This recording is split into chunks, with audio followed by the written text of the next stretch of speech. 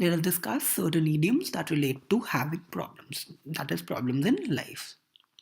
Come up against a brick wall. A brick wall, a wall that is made of mortar and bricks, it's really strong. It's really difficult to actually move it or, destroy it. So if you're doing something in your normal chores of life and you come up against a brick wall, you've come up against such a situation which is really difficult to deal with or to mend it, right? So it's in the normal vocabulary we say it's impasse, right? So if somebody comes up against the brick wall, that is, he has come up against a situation which is really difficult to deal with. Stuck my foot in it. Now imagine yourself walking on the road and you unintentionally step on anything that's the shit of a dog or something like that, right? Now that moment would be very, very embarrassing. From there, we get this idiom that says "stuck my foot in it," which means that you have done something or you are now trapped in something that is really embarrassing, right? So if Bob stuck his foot in it when he went for the party at Martha's place. That means he basically went there and got embarrassed. He was something happened that left him embarrassed. In dire states, that is in a very dangerous situation. This is self-explanatory. In dire states, that means it is dangerous situation. Spread myself into thin. Now, if I throw you in a pot of syrup, a slimy syrup, what would be your condition? As much efforts you'll put in to come out of this pot or this big tub, those many efforts would go futile and you'll not be able to come out of that tub or pot easily. Why? Because it'll be very slippery. Whenever you'll put your hand on the corner or on the wall, you'll slip down again, right? So if you spread yourself into thin, right, you are now stuck in a situation which is beyond your control, right? And generally it is used when it's like too many cooks spoil the broth thing, right? So when you're doing something with so many people and because of that the things go out of control, we say that you've spread yourself into thin, right? So spreading yourself into thin, that is, you're now in a situation which is beyond your control. Just memorize this by imagining somebody who's thrown into a big well or big tub of very slimy and sticky liquid and he's trying to get out of it, but it is really impossible. Why? Because the walls are too high and the thing is very slippery, so it's beyond his control, this whole situation, and he cannot come out easily. Drawn in black. Now, if I throw you in a room which is completely dark and even its walls are painted black, right? What would be your state then? Obviously, there would be no light, and thus it'll be very difficult for you to actually analyze what is lying where and how do you move around, and everything would be so very difficult, right? So if somebody is drawn in black, we say that now the person is in such a situation that he's he's unable to deal with that situation. Why? Because he's got no access to the outer information, right?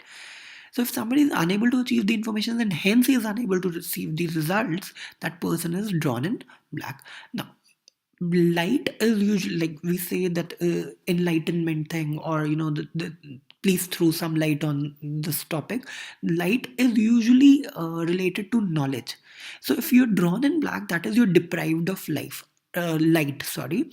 And since you're deprived of light, that this means that you're deprived of knowledge or information. Left holding the baby. Now imagine yourself going to a party and therein you meet a couple who has a small baby and you like the baby and you take it from the couple, and the couple now says they just hold the baby for a few minutes and we'll just come back, and then they are seen nowhere. Now, as much you were excited to meet the baby and then give it back and start enjoying the party, now the entire plan is ruined. Why? Because now you're left holding the baby, that is, you're just taking the care of taking the care of the baby, and you'll be unable to enjoy the party at all, right? Now, here, the cranky behavior of the baby, we can relate it to the problem, right? And since you were alone in the party and now you're alone left with the baby, so we say that if somebody is left alone to deal with certain or the other problem, right? So that person is left holding the baby, right? So everybody leaves the person. Now it's your problem you have to deal with, and we are leaving. So that person is left holding the baby. Clutching at straws now. You might have heard about a story that once a pigeon drowned into a well, and it made all sort of possible tries to come out, but it was unable to come out. Why? Because its wings were also drenched, and it could not fly directly. Eventually, it found a straw that was floating onto the surface of the water. It held that straw into its beak, and since the the straw was floating, the pigeon also floated along with it, and eventually the pigeon came to the bank of the river.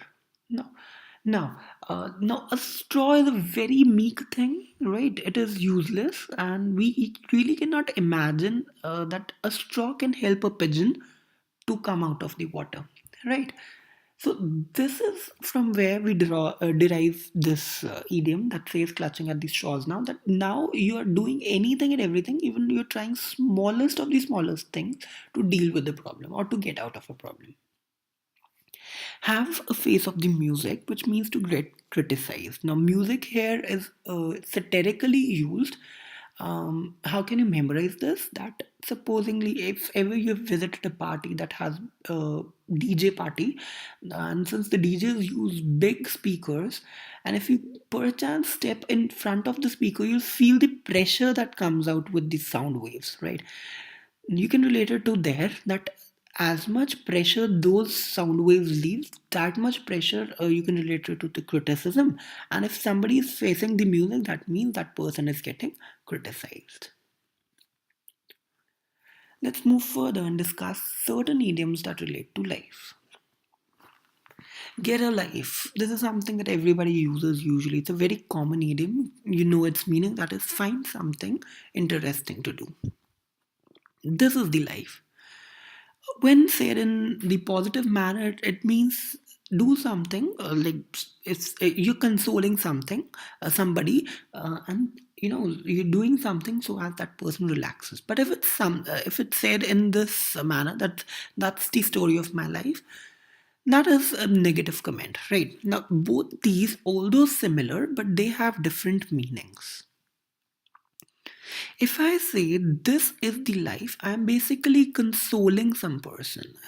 I'm just consoling or giving condolences to that person, that to pacify him, that this happens. All these crap things or bunk things happen in the life. These are the part and parcel of the life. But if I say that's the story of my life, it's a humorous way to say that usually the bad things always happen to me. Right. So both of them may sound similar, but they do have a subtle difference. Please memorize both of them. They are important. Such that's life. Again, bad things always happen. Again, you're consoling somebody by saying that bad things always happen. Right? So, such that life, that is the life, and that's the story of my life, are similar, but they are a little different. Yes, this is the life or such that life, both of them are completely the same. They are replicas, just another way of stating the first one. You haven't lived, that is, you haven't experienced. Now, we usually say that I have, this was something that I wanted to do in the life. Now, if you have done that thing, so you've had an experience of doing that thing. So we usually say that if you haven't lived, that is, you have not experienced the thrill related to this thing. Let us discuss certain idioms that relate to criticism. All in sweetness and light. Now, sweetness. We say that amicable behavior is the sweet behavior, right? You being sugary and syrupy sort of, and you being very friendly. So we say that person acts very sweet to me. That is, that person is really, amicable or amiable, and he behaves very friendly with you. Light, again, light here stands for knowledge, and uh, if you have knowledge or you are into the light, actually you're feeling pleasant. All in sweetness and light means friendly and pleasant, but it is stated in a sarcastic manner. Please memorize this as well. Again, it's an exception to the normal rule and it's important, right? If I say all in sweetness and light, I mean that I'm being satirical, or I'm being sarcastic by saying that he's very over friendly and over pleasant, right? Getting on my nerves. Now, nerves or the nervous system is a very, very delicate part of your body. And if you touch the, or try and touch the nerves, or if you ask some doctor, even he'd say that it's really difficult to deal with the operations or the surgeries of the nervous system. Why? Because they are very, very peevish. They do not take any foreign body on them easily. So if somebody is getting onto your nerves, that is, that person is intruding into your normal self. And since he's intruding into your normal self, he is irritating you. So again, getting onto my nerves, that means that person is irritating you. Give a hard time. This is self-explanatory. That you're making it difficult to live for the other person, so you're giving him a hard time. That is, you're making him to suffer. Cast aspersions on is to criticize. Out and out is totally and completely. Again, a very, very self-explanatory idiom. Out and out, that is completely visible, inside out thing. Add insult to injury. Now, for example, you break your leg, and instead of taking care of you, at first your father starts yelling that you're always negligent, you never take care of yourself. Now, first of all, you have this pain of the injury, and secondly, now your father is yelling in front of all the people. Again, you have this pain that you're being disgraced or disparaged. So if somebody is adding insult to your injury, that person is adding or aggravating your pain, or he's making the situation even more worse. These are certain prepositional phrases which are used as idioms. For example, over the top. Right. Now, if you are on the top of something, that is, you have completed it completely, and since it's completely done, it is the most appropriate level. But if you do it even more, that becomes over the top, right? And since it's over the top, it is more than appropriate. Just not on is not appropriate. If there's a sequence of some things, and this sequence, another thing is not into the sequence, that is, it is just not onto the sequence. So it is not appropriate. In your shoes is in your position, something that is self explanatory and very widely used.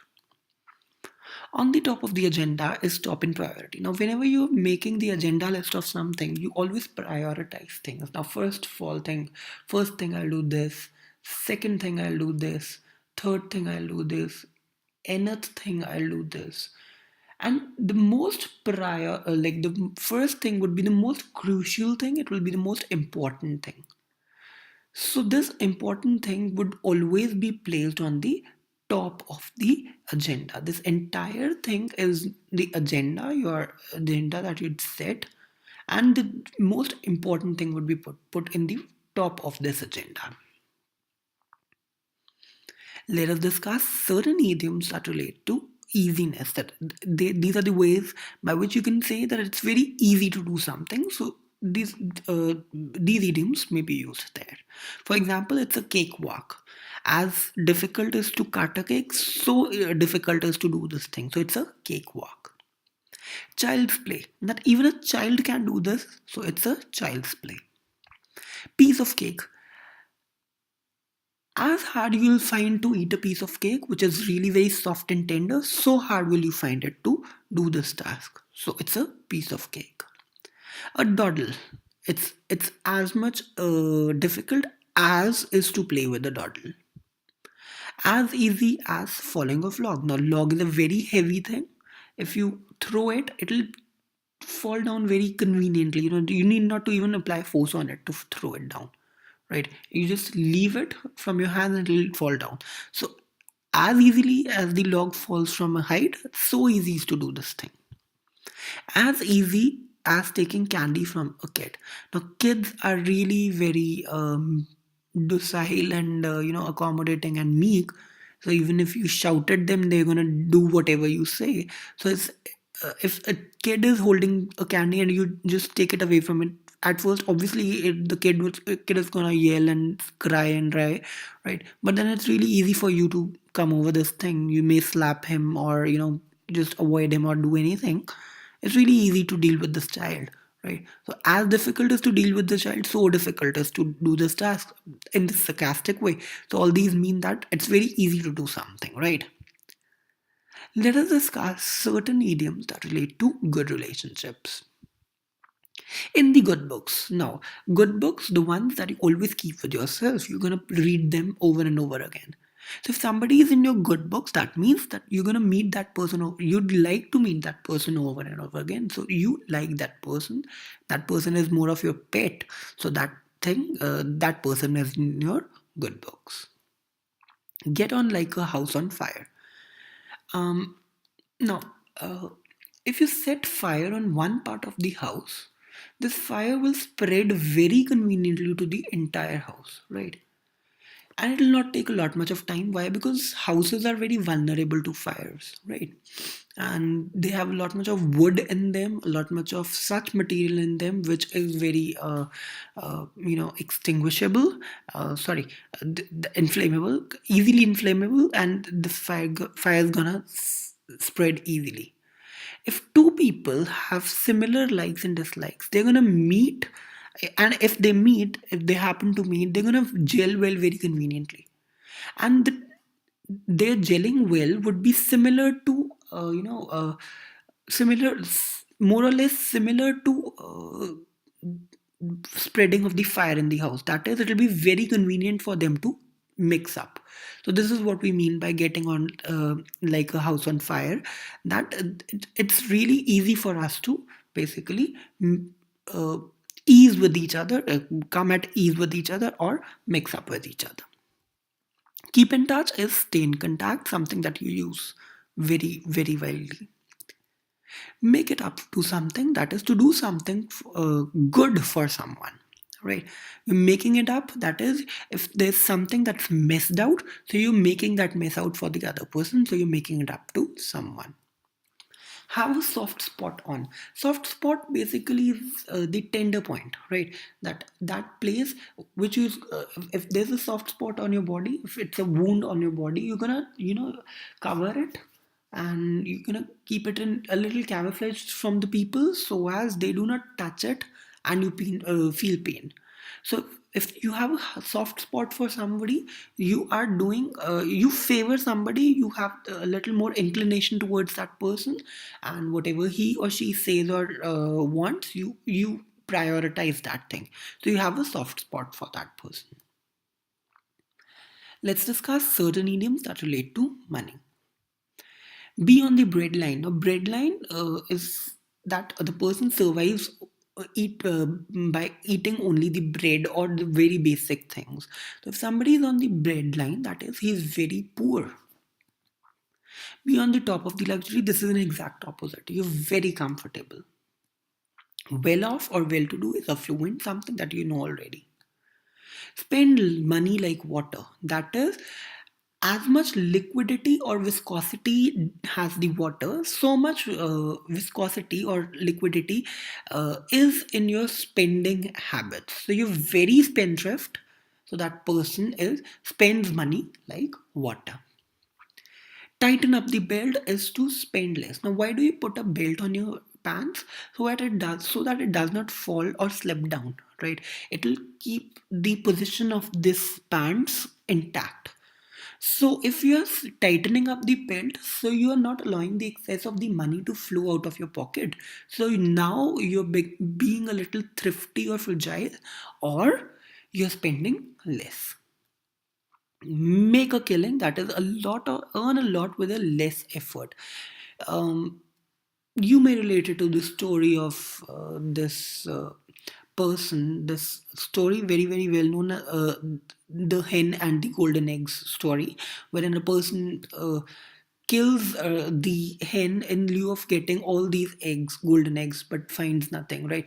Although that's a little deviating from this topic, but making a killing means earning a lot with lesser amount of effort.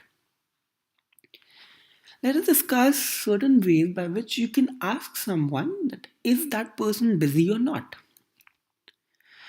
If the person is very busy, he'll say that I'm snowed under work. Right. The snow falls and there's a lot much of snow. An avalanche has happened. The people who are, if a person is basically buried under the snow in an avalanche, that person finds it very difficult to come out. Why? Because there's so thick layer of the snow over his body. So if somebody is snowed under work, that is, there's so much of work that's pending or that's given to or assigned to him. If that person says, I have my eyes and ear in the work, that is, he's very much into like uh, occupied with the work. He's completely focused in doing his work. I have my hands full. If he says I have my hands full, that he has no place of taking more work. So if you approach somebody by ask that whether or not he can help you, and he says that I have my hands full, that means that he's already occupied with the work.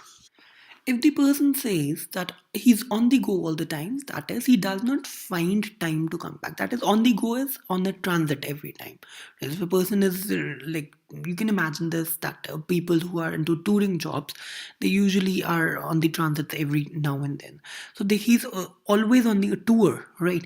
So likewise, if a person is on the go all the time, that is, he's always occupied with some or the other work. Usually, you can relate it to your mothers. They're always occupied in doing something or the other thing. Let's discuss certain idioms that relate to your mind or memory. On the top of your tongue, that is, you know it, but you cannot remember it right now. It's something that happens usually that, especially if you're giving an examination, you read about something, but now at that very moment, you're not unable to recall what exactly it was. You know that, yes, I studied it, I have studied it, it was somewhere written there. You know these other information related to that thing, but you're really not unable to recall the exact answer. So you'll say, I had on the answer on the top of my tongue, that is, I knew the answer, but I could not remember it that at that very time. Out of sight is out of mind. This is a proverb that says that if something is not visible, that thing would never be accomplished or it'll never be retained. Right? This is something that's self-explanatory. It's more of a proverb than an idiom. A train of thoughts is a series of ideas. This is self-explanatory again. Rack your brains, that is, think very hard. Racking something is really, applying a lot of force or tumbling the things. So racking your brains, that is thinking very hard. Well, that gets us to the end of the discussion of idioms. We have in this entire discussion discussed how can we memorize the different meanings of the idioms. And if this helps you, whenever you find a new idiom, try and make more of stories by which you can memorize the meanings of these idioms. Practice a lot of these. If you've not understood any of the idioms, you can redo this video or you can see that part again. And if you find another better way to memorize any of these idioms, you can always leave that in the comments so as the other people are able to interpret the meanings with that key as well. Right. That gets us to the end. Thank you and have a nice day.